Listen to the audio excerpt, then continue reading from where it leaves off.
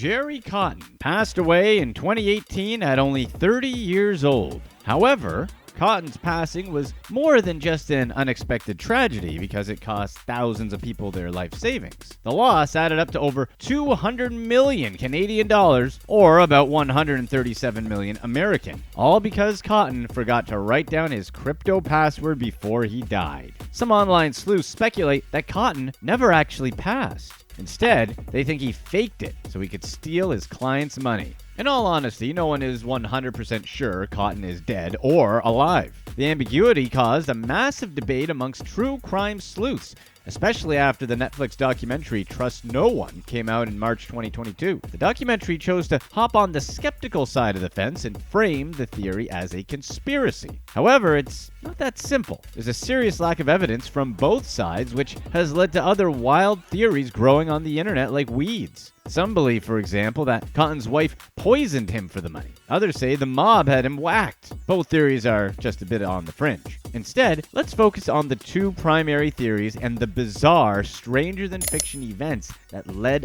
up to them. It all started with QUADRIGA, Cotten's crypto-focused magnum opus. He founded the company in 2013 alongside the ever-shady Michael Patron. Supposedly, Patron handled the business side of things, while Cotten handled the tech production. Cotten was a huge computer nerd, and his friends, family, and co-workers described him as such. According to QUADRIGA lore, Cotten had a vision for the future of crypto in his home country of Canada. Cotten wanted to create an investment platform for crypto enthusiasts that offered both lucrative investment opportunities and trading options. The company focused primarily on exchanging Bitcoin, which climbed in popularity back in 2013. Shortly after QUADRIGA's founding, Cotten's vision came to light when it became Canada's #1 Bitcoin exchange. On the surface, QUADRIGA was booming. They had over 100,000 investors and traders, a large group by crypto standards. However, one must dive into Cotten's personal life to find the real evidence of success. Evidence of him and his wife Jennifer living like crypto royalty. Cotten and Jennifer stayed together for a few years before he got big. Jennifer, or Jen, was a property manager and Chihuahua enthusiast. She had 2 little dogs named Nitro and Gully. Together, Cotten, Jen, and their 2 fur babies made a lovely, unconventional family of 4. They did almost everything together. They traveled together, managed money together, and bought expensive things together. Lots of expensive things. Cotten and Jen owned what you'd call the Big 5. Mansions, cars, private jets, yachts, and private islands. All paid for with QUADRIGA money. His main home was in the middle of a forested neighborhood in Halifax, Canada. It wasn't huge, only 3 bedrooms, but the area was beautiful, with tall green trees and pristine dark lakes. Cotten stayed there when he wasn't working or traveling. Still, he traveled a lot, often with Jen and the Chihuahuas. The family spent a lot of time in Kelowna, the heart of British Columbia's wine country in Western Canada. Cotten bought a home there and another house, his 3rd, in Calgary. Cotten bought and built his 4th house the summer he went missing. Sadly, he never lived there while he was alive. He built the house on a private island he purchased in Mahone Bay, which is off the coast of Nova Scotia in northeastern Canada. He bought a $600,000 sailboat yacht he planned on using to traverse the eastern coast, possibly down to the Caribbean. He named it the Gulliver, after the literary character famous for sailing to strange islands. Before he passed, Cotten had just enough time, about a year, to sail the Gulliver around Mahone Bay with Jen, Nitro, and Gully, who enjoyed sitting on deck under the sun. The yacht had dining for 6, 3 cabins, a stove, dishwasher, and a bathroom with a stand-in shower. If Cotten wasn't sailing, he was in the air. He owned a Cessna 400, rented helicopters, and kept a collection of drones.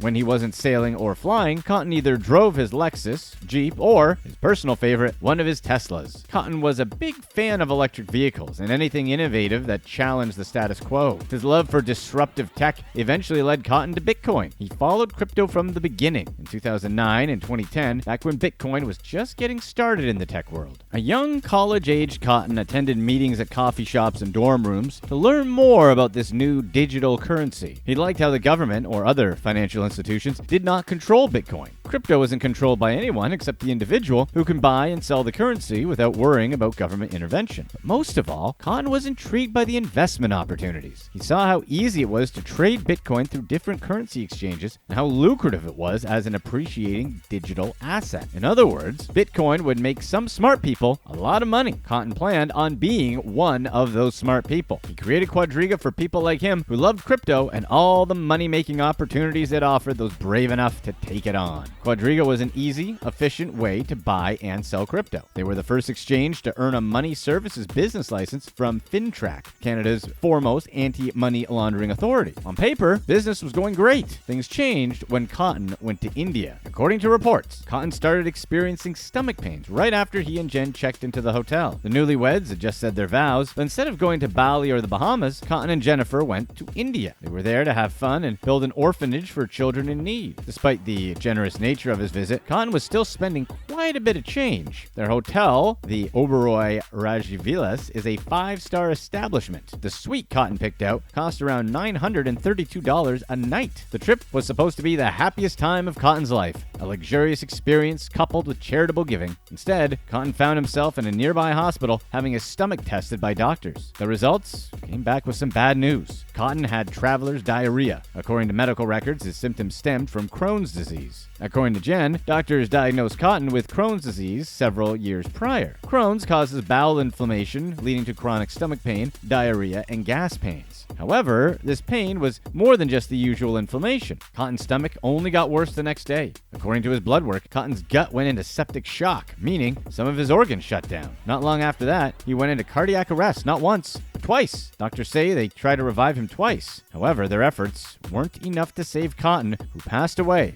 at 7:26 p.m., December 9th, 2018. On December 10th, Jennifer flew back home to Canada with her husband's body after it was embalmed in India. 4 days later, Jennifer held a funeral for her late husband. Several people spoke about their friend, co-worker, and business associate. Michael Patron, Cotten's longtime business partner, called him his little brother. It all sounds like a tragic ending to a successful young life, but many people, especially the 115,000 victims, think there's much more to Cotten's alleged passing than meets the eye. Emphasis on alleged. All of Cotten's investors woke up one morning to the same reality. They no longer had access to their Quadriga investments. Around 215 million Canadian dollars had suddenly disappeared, with no way to bring it back. Instead, the money existed in limbo. If Cotten was still alive, it was his to play with. If he wasn't, nobody could ever get it back. Jennifer says she looked all over the house but found no written password. There was nothing on Cotten's computer, nor were any external hard drives lying around. If you're confused about how someone could lose their account password, then let us explain. You need an extremely complicated, one-of-a-kind key code to access your crypto. Most people often stored it on a hard drive that isn't accessible by anyone else. And the only person who knew how to access Quadriga's investment data died in India from complications of Crohn's disease. In 2014, Cotten claims he wrote down all his crypto passwords in case of a disaster. A former associate says it was out of character for Cotten to not write his passwords down. Many of Quadriga's investors agreed the lost password was strange.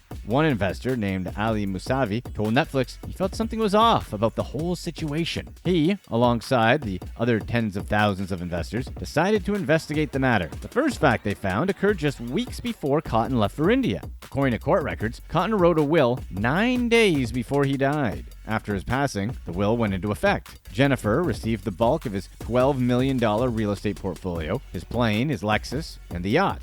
Nitro and Gully, the couple's two chihuahuas, received $100,000 for their long-term care. It's not uncommon or illogical to make a will before marriage. However, writing a will just 9 days before you die is odd, or at the very least, coincidental. The online sleuths found some issues with the events immediately after his passing to make matters more suspicious. Before Cotten's body was embalmed and shipped off to Canada, someone sent it to the hotel. In India, bodies must go right to the embalmer from the hospital. It's standard procedure. For example, hotel security guards from the hotel tried sending Cotten's body to the Mahatma Gandhi Medical College and Hospital. However, the hospital refused to embalm Cotten's body since it wasn't coming from another hospital. Documents reveal that the guards took Cotten's body to a government-run hospital where they apparently don't ask many questions. The body was supposedly embalmed there and flown to Canada. Then they put Cotten's body in a closed casket for the funeral so no one could see who was inside the coffin, which means Jennifer was the only one to see his body. The only proof they had was a death certificate created in India. However, as the sleuths discovered, Indian death certificates are easy to forge. This circumstantial evidence led many investors to a wild conclusion. Cotten faked his passing. But there was much more to their theory than that. The Legion of Sleuths realized something else pretty quickly during their investigation. They were ignored when trying to withdraw money from their Quadriga accounts. Once they started messaging back and forth, they realized that they all had the same problem. TONG ZHOU is a software designer from San Francisco. The former Quadriga investor investor says he lost $400,000 in the Quadriga scam. He said in the Netflix documentary that he tried to pull his money out in October of 2018. However, no one from Quadriga ever responded to his emails. Even if they had Cotten's passwords, they couldn't have given ZHOU his money. Why? Because there was no money. Cotten had been running a Ponzi scheme for years, long before Quadriga. At just 15 years old, Cotten started his scheme on the now-defunct website Top Gold. The scheme was called S&S Investments and guaranteed a 150% return in less than 2 days. S&S collapsed 3 months after all the investors' money mysteriously disappeared. Despite the short-lived success, Cotten remained on Top Gold long enough to meet his future partner, Michael Pablito. For years, the two tech-savvy scammers, mainly Cotten, built people on the internet using a guerrilla warfare style of scamming. Cotten founded a small fund, accumulated bits of capital, then peeled out with the victim's money. These schemes were profitable, but small enough to keep him off the Fed's radar. Eventually, Pablito and Cotten decided to team up for something much bigger, a crypto exchange called QUADRIGACX. Cotten ran the exchange like his own personal casino. Financial records show that Cotten made big bets on dangerous coins like Doge, Omisco, Zcash, and lost. When he wasn't making bad trades, Cotten spent their money on personal luxuries